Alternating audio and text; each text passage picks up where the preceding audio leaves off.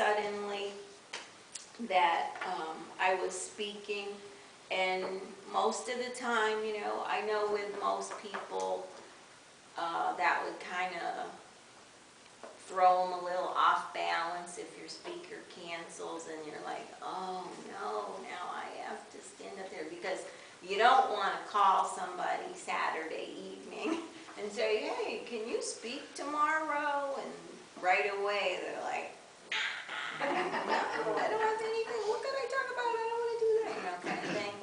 So I don't even stress anybody out like that, you know, I don't want to do that to anybody. Although a few names did come to mind, but I said, no, I'll save that for another time. And I always defer to Spirit, because when that happens, and your first instinct is to go, oh man, now I got to do all this research, and I got to look this up and look that up, and find something appropriate to speak about that's really gonna, you know, pack a lot of oomph into the message. And then Spirit's like, don't stress yourself about it. We're here. Like I said, there's no need to fear. Underdog is here. Well, Spirit is always here. So if you're willing to allow and trust, you just open yourself up and let Spirit just fit right in there. And they always come up with something. So I knew, it's really funny, because I had actually spent some time yesterday with one of our favorite reverends, Reverend Marilyn Autry. And Marilyn has been graciously purging her library at our benefit. So she started discussing some books and some of her favorite books. And this is before I knew, obviously, I was going to be speaking. And I kind of thought this morning, before I even looked at this book she had given me yesterday, I said, well, I know I talk a lot about our ministry and how we donate so much to Life Point Ministries. We are sort of aligned with them, even though, you know, they're very Christian based, you know. That doesn't bother any of us, obviously. I mean, we have one God, and it doesn't matter, you know, who we believe is our Savior or not, etc. It's all good. And I realized, you know, this past week, I tell everybody when I leave here on Sundays, a lot of times my car is packed to the rim, I mean to the rim of the roof sometimes, with fresh eggs from Miss Annette. And believe me, the shelter was open several nights recently because of the temperature drop. And Pastor Morrison, being the very compassionate and loving person he is, graciously opens those doors and turns the heat on and clears the whole space. I don't know if any of you see what I post on Facebook or share from him. It's the Titusville Civic Center, and they clear the whole floor space out, and it's full of cots, and the blankets. Our congregation and other parishes and congregations donate pillows, blankets, you name it. It's been donated. Clean clothes, all kinds of beautiful throws that a lot of our people donate. And those people, they get a warm place to sleep, to come in out of the cold and sometimes the rain. They eat a lot of eggs and other things. When I brought the eggs the other day, I mean, I barely had them in the building, and they were getting cracked into a big bowl, and they became quiche within an hour. They were quiche. So believe me, all of that is appreciated. the hygiene items, the canned foods, dry goods, etc., things that you can imagine you would need living outdoors, bug repellent, flashlights, batteries, candles, you name it. They get it donated, and you know, I think about that a lot because it makes you appreciate what you do have. I mean, everybody says, oh, I want this, I want to win the lottery so I can buy this or buy that, or I need a bigger house, I need a new car, I need this, I need that. Well, let me tell you, when I've seen it with my own eyes, when all you have is a dirty, scruffy old backpack somebody was going to throw away, and all your life possessions are in there. Your clothes, you know, pretty much what you can carry around with you, that's what you have. Just imagine that, you know, living outside in the woods with everything that that entails, as you can imagine. And then being welcomed into a clean, very well sanitized, warm place when it's going to be cold. And be told that you are valued, you are loved, regardless of how you live your life. And it's a perfect example of unconditional love. Because we know a lot of times these people have not lived their life according to society's rules and guidelines, and a lot of us haven't either, you know, but for some reason, or many reasons, they're literally out on the streets. And then you think about what's a big thing for me is compassion.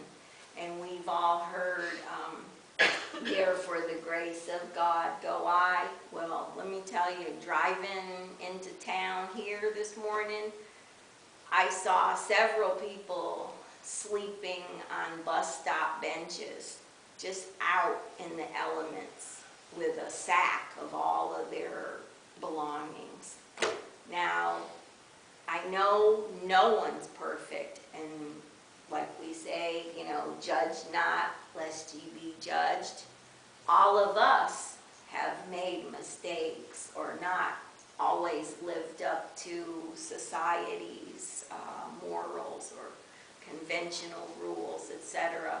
But my God, can you just put yourself in that place, even if it was for one night, you know, sleeping out on the street in the elements. Well, back to Life Point, like I said, he operates this cold shelter. It's the only cold shelter in North Brevard.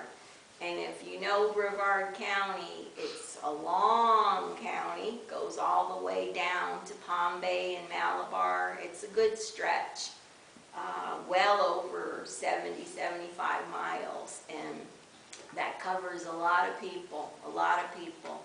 So we've been blessed to have him in our community because he does so much for the community. This is a place where people go when they need just basic necessities. They have a warehouse fully stocked with donations of dry foods, backpacks, hygiene items. They even take tents. People donate tents because that's the reality of it. People want to sleep somewhere where they won't get sopping wet out on the street or in the woods. So this is something that I know we've talked about many times, and we have been donating to them probably for about 5 years now. So we're a part of that ministry, whether you realize it or not, we are. So the big thing that I take away from this morning, and as I was talking with Spirit, like, what can I talk about? The big word they kept throwing at me was compassion. Compassion and grace. So I wanted to read something because I got this book yesterday from Reverend Marilyn, and she has it all highlighted the law of compassion, awakening our humanity. The universe does not judge us. It only provides consequences and lessons and opportunities to balance and learn through the law of cause and effect. Compassion is the recognition that we are doing the best we can within the limits of our current beliefs and capacities. So I'm not going to, read like a whole chapter or anything like that. It's just the basic understanding, because that had come to me, that we sometimes don't show compassion. We judge. We drive down the road, right down the road here. There's always people in the median, holding signs. They want, they need, and most people roll up their window, and I get it, because honestly, that's not really the place to get help. And you don't want to stop and lecture people and say, hey, really you shouldn't do this, nobody wants to give you any money. People make judgments. They say, oh, they're probably a crackhead or a meth head, and they're just going to take whatever cash you give them and go buy something. Or, oh, he looks like a drunk, kind of thing. It's a lot. It's a lot. And, hey, you know what? Maybe it's true, but maybe it's not.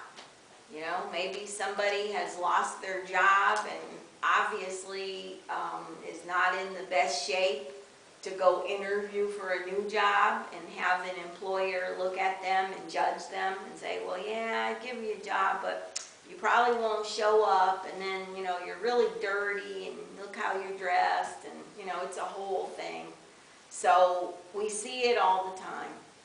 We see it all the time. The people sleeping in the bus stop shelters, and I'm going to tell you, for where I live in Titusville, you don't see a lot of that, and it's probably because the past few years the police have really cut back on that. They frown on it. Business owners frown on it. They don't want these people, congregating in their parking lot, loitering around, because it scares people away from stopping, because they're afraid they're going to be like accosted. Like, oh, can you give me this? Because it happens, You go to fill up at the gas station and there's a couple people that approach you. And honestly, that can be fearful, that could be intimidating. People do get robbed, etc. So the police in Titusville the past few years have really cracked down on this. And I'm going to tell you, their solution hasn't been just to chase them away or threaten them. They've now started transporting them to Life Point Ministries. They will put them in the car and drive them over there, and get a hold of Pastor Morrison or who's ever at the shelter at that time. We'll let them in, give them clean clothes, offer them something to eat, something hot to drink, etc. So the police have now become part of the solution, and not so much given these people fear, because I have spoken with these people a lot of the times in the parks, the people that are kind of homeless, unfortunate.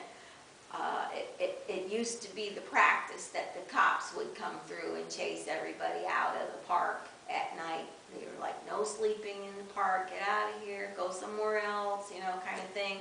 And then even they would say, well, gee, this is a public park. Why can't I sleep here? I'm not bothering anybody. But, the police, that was their issue, keeping people safe. And, not that we go to the parks 11 and 12 o'clock at night, but they cleared them out. So the people were finding like there's nowhere for us. There's nowhere for us to come in. You know, they'll chase them out of the library, you know, because they're threatening to other patrons. Not so much that they're actually doing that, no. It's that people, they don't trust them, they fear them. So it has been a problem in the past. So that's why I'm saying through the grace and compassion of the citizens, which I'm going to tell you, his Crew 29 group, as he formed it a couple of years ago, is made up of different churches. It's not even just his church. The Catholic Church has volunteers, you know, the Methodists, the Lutherans, everybody has joined in on this for the whole community to become actively participating in this through donations. Stores, you know, Publix will occasionally bring over pallets of, you know, food or produce, etc. The food drop, Hummingbird Pantries, which is like one of the largest in the state, I have to tell you. And what I bring in here, like a couple of times a month, is from that. And that's for citizens of Brevard County. There's no requirement for it. It's open to the whole county. So we get so much that Life Point gets a share of it. The citizens get a share of it. I bring it in here because there's so much wealth and abundance of it that it's meant to be shared. So I think we all do our share as much as we can with compassion and grace. But just to know that this is an active endeavor that touches everyone. So you are part of that in this congregation. You are part of that. Anything you donate, like I said, I bring back.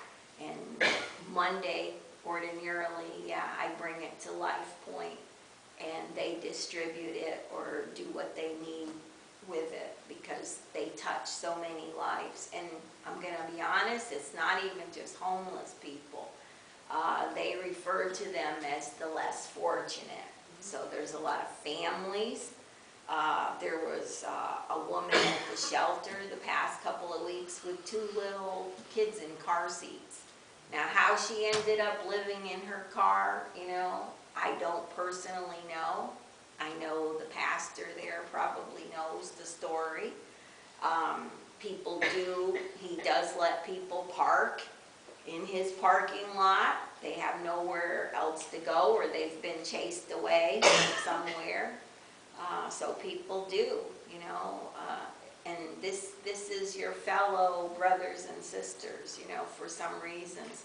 And unfortunately, we have a lot of elderly people that are on the streets. So I'm just telling you this because people have a misconception about homeless people, that they're just bums and drunks and drug addicts, and they're going to rob you, they're going to steal from you, etc., etc. You know, just like any other person, you know, that could be the case. I mean, the person sitting next to you, you know, could have possibly committed a crime or something. We're not here to judge each other. That's not our job. That's not our job. So all we can do is live by this law of compassion and grace. We welcome, obviously, in our blessings, the law of attraction, the law of abundance. We welcome all good things, prosperity to us and others. We wish for them. So when I saw Marilyn yesterday, she handed me this book, and she said, "This is one of my favorite books." And she just looked at me. We had a moment of silence. She was like right here. And I said, okay. Okay. So that's why I'm saying, you know, when I heard from Carla and knew she was not, and she had a game ready for you to play and everything, so we'll look forward to that next time. But It is what it is, and Spirit finds the most opportune moments to get their message across. So when you played that song, it's very appropriate for what I'm talking about. Compassion, forgiveness, acceptance, grace. I do have to tell you, if you ever get an opportunity, see, I can't because he preaches on Sundays, but if you ever get an opportunity to attend his church on Sunday mornings at 10:30, he's just full of all good things, compassion, grace, and he's very humble besides, because like I said, you know, who here has not made a mistake in their life or regretted something they said or did, and asked for forgiveness from above or from each other as well. So I think we all can learn something by listening and observing and then taking action, because that's the important part. You might feel, you might sympathize, you know, a lot of you can't empathize, but you can sympathize and say, yeah, that's really a shame that that's going on.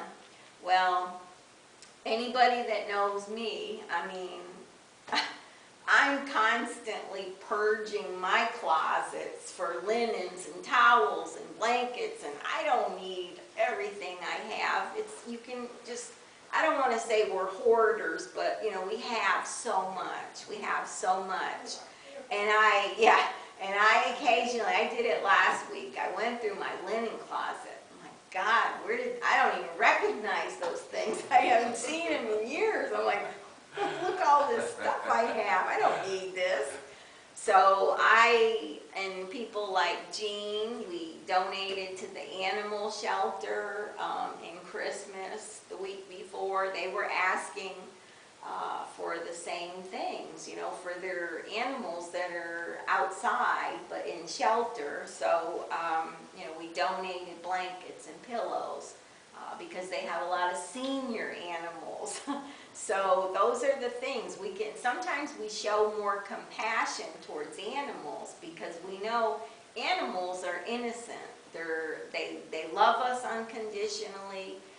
We can't blame them for being abandoned or roaming the streets or hungry. But yeah, we can donate a bag of dog food or cat food or pillows or blankets that no longer meet our needs but are still serviceable.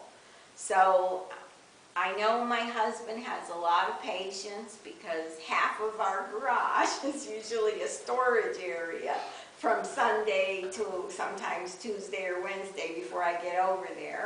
And then I have to load up my car and, you know, make a couple good runs and, you know, and just bring it into the Civic Center, which I've gotten to know him, like I said, for so many years. You know, I have the alarm code to go in the Civic Center because I'm like, I have so much all the time and it's in my garage. But then when I look at everything, I say, well, I have some of that, and I go through my pantry and cupboards because we have abundance always, and donate more, donate more. It is what it is. It's out there, it's reality, but like it said in here, in this law of compassion, we need to do what we can, and so much can be done by just you just going through your cupboards or linens or whatever, you know, you have a surplus of that you probably won't even use in your lifetime. I know. So by all means, please think about that. Think about compassion. Think about God. Think about infinite intelligence, whatever you want to call this being that oversees all and loves us all unconditionally, and for our animals too. Because my sister recently lost her animal, her dog that she'd had for about 13, 14 years. And the first first thing she did was call me and bring me bags of dog food, cans of dog food, you know, because she said, I couldn't just throw this away when I know that there's dogs, homeless dogs, that come to Life Point and are even kept too while their owners are in the shelter. They're fed and they're in a crate with blankets, etc. So these are such simple little things that, you know, that I ask all of you to, in your compassion, think of and take the little extra step it takes to donate, whether it's bringing it here on Sunday or dropping it off at, you know, whatever shelter you want. So definitely the law of compassion. Thank you for listening to that.